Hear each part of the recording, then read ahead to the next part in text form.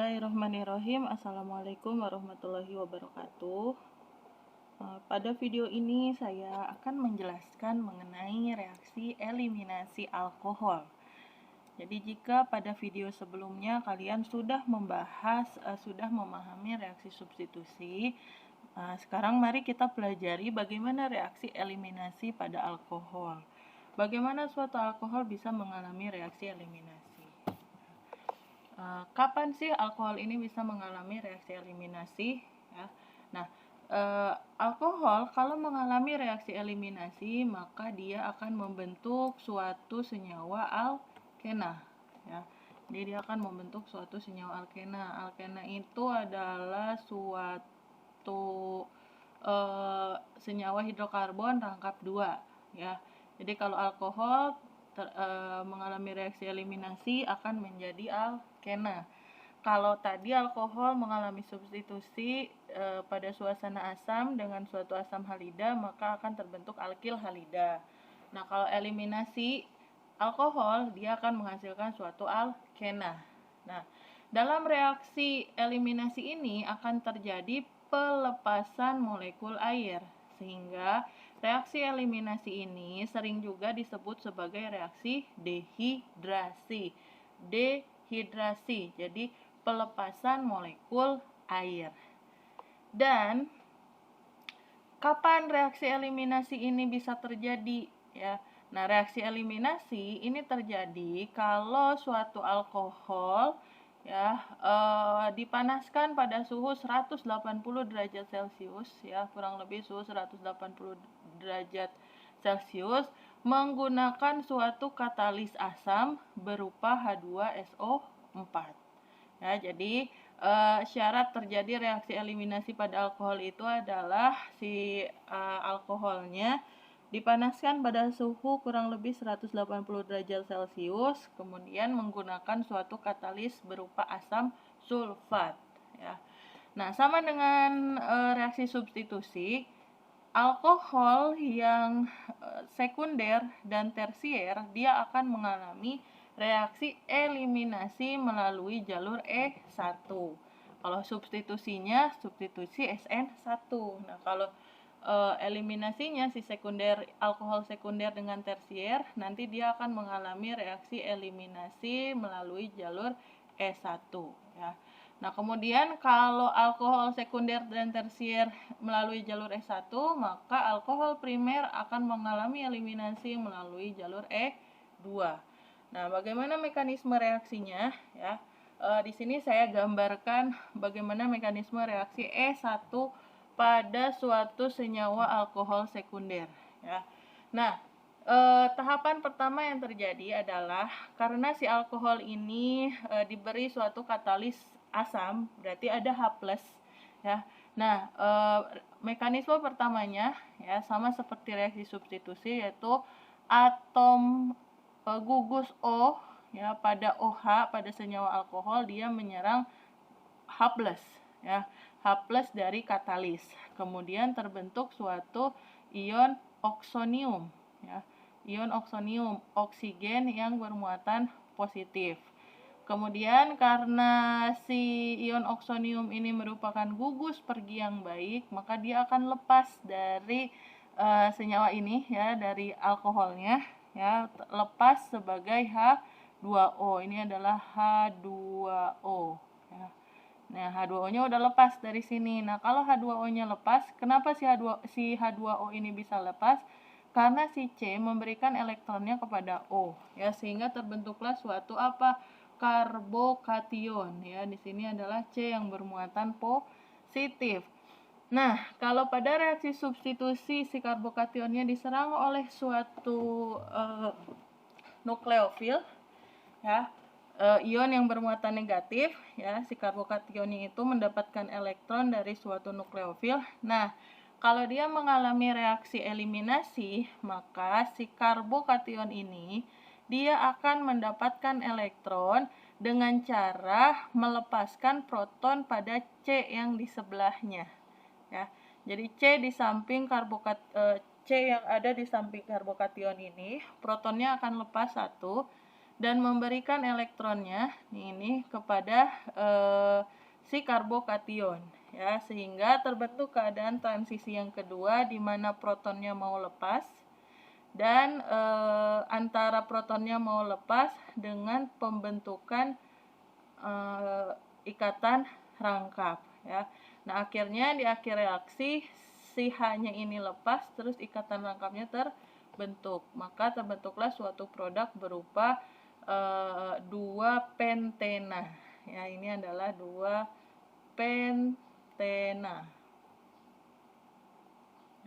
2-pentena, kemudian H plusnya kembali lagi, ya, balik lagi karena kan si H plusnya sebagai katalis, dan dilepaskan juga suatu molekul air, ya, seperti itu. Ini untuk mekanisme E1-nya. Nah, kalau mekanisme E2-nya gimana?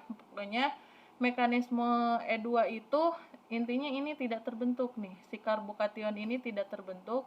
Jadi dari proses yang ke-1, 2, ya, ini proses yang pertama, kedua, ketiga, dan keempat ini digabung, ya. Nanti proses 1, 2, 3, dan 4 ini dia akan digabung membentuk nanti akan terjadi suatu mekanisme E2, ya.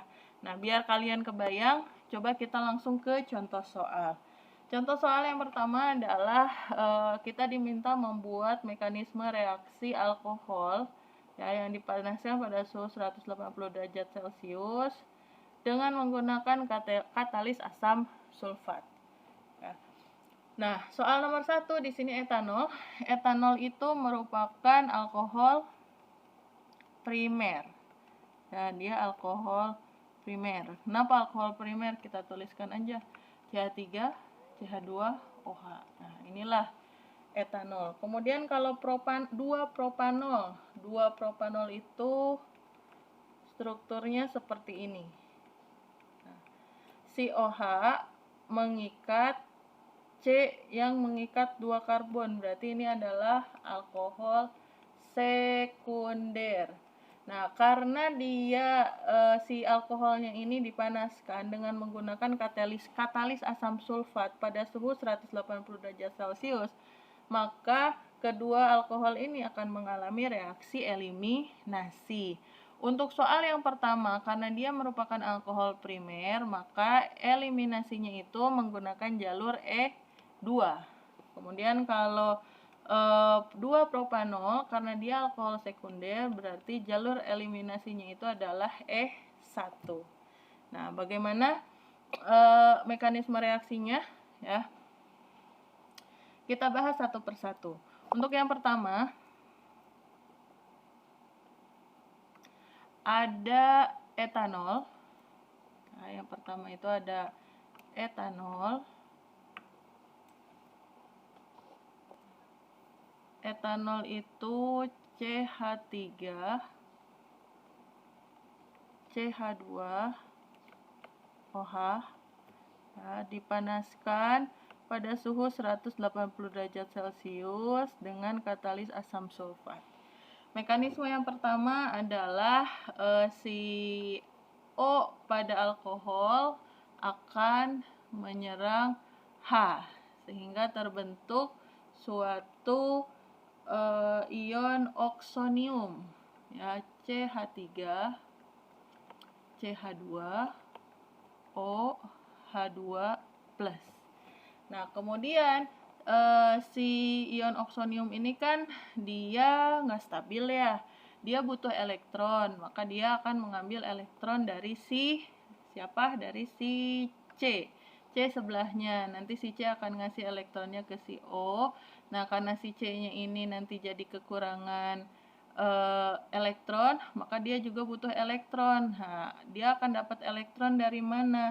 Dari proton yang ada di sebelahnya, ya. Jadi nanti ini CH2, ini H misalnya. Nah, nanti dia akan ngasih elektronnya ke C sebelahnya, ya. Nah, sehingga terbentuklah suatu keadaan transisi di mana protonnya ini belum lepas, nah, CH2, kemudian ikatan rangkapnya belum terbentuk, kemudian ion oksoniumnya juga belum lepas. Ya. Nah, pada akhir reaksi ya, nanti ini akan lepas, ini juga lepas, dan yang ini terbentuk. Sehingga dihasilkanlah suatu produk berupa senyawa alkena. Ya. CH2, rangkap 2, CH2, terus H plusnya lepas ya dari sini. Kemudian dilepaskan juga molekul H2O ya. Nah, dengan terbentuknya H2O ini, makanya reaksi eliminasi ini kadang ada kalanya disebut juga sebagai dehidrasi. Oke, kemudian kita bahas contoh yang kedua. Contoh yang kedua itu adalah senyawa 2-propanol. Ya, 2-propanol itu CH3, CH, OH, CH3 dipanaskan pada suhu 180 derajat Celcius menggunakan katalis asam sulfat. Ya, sama mekanisme pertamanya itu adalah si O menyerang H sehingga terbentuk ion oksonium CH3, CH, CH3, OH2 plus ya, terbentuk ion oksonium. Kemudian karena ion oksonium ini enggak stabil ya, si C-nya bisa memberikan elektronnya ke si O sehingga terbentuklah suatu karbokation. Jadi H2O-nya lepas, terbentuk karbokation. Nah, si C ini jadi karbokation. Kemudian H2O-nya lepas.